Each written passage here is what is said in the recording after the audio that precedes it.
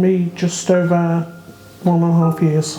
I've been doing it probably 8-10 years. On a Friday we have a warm hub in Sacred Heart in Morton, and people come in there for teas, coffees, Bit of lunch. free lunch, game of bingo. Yeah, just really a chat. And also if they're struggling, they're given duvets or food. We give them food. If the people struggling, we can pay their bus fares. We had a lady, didn't we, Nan? Yeah. Who came. Sadly, she died a couple of weeks ago. Her granddaughters said she hadn't been out for years, had she? No. And she lived to come on a Friday. She absolutely loved it, didn't she? She used to cause a riot when she came. She was funny, wasn't she? Yeah. Yeah, we nicknamed her Nan, didn't we? We nicknamed her Nan, yeah, we called her Nan. And she had her own little table she liked to sit on. Yeah. And we used to put a reserved sign, reserved for Nan on for her. So nobody would take that table. Yeah. Because she'd struggle, wouldn't she? She was on a Zimmer and everything.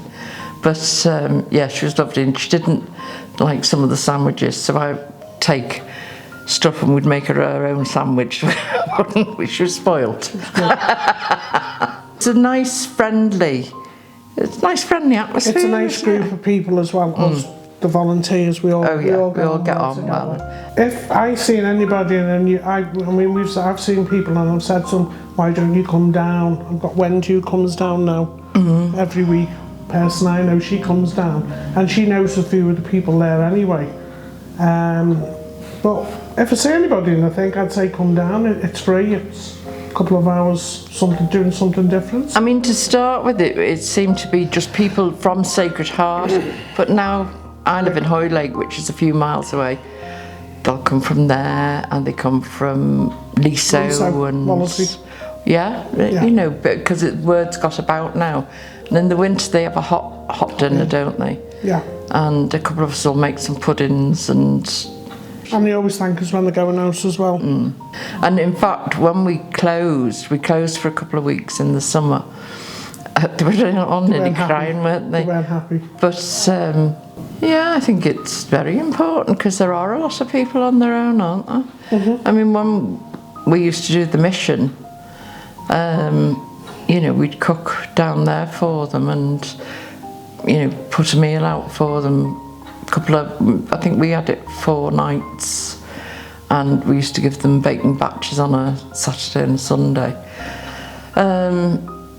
But no, it was very important to them, especially people who were living on the streets as well.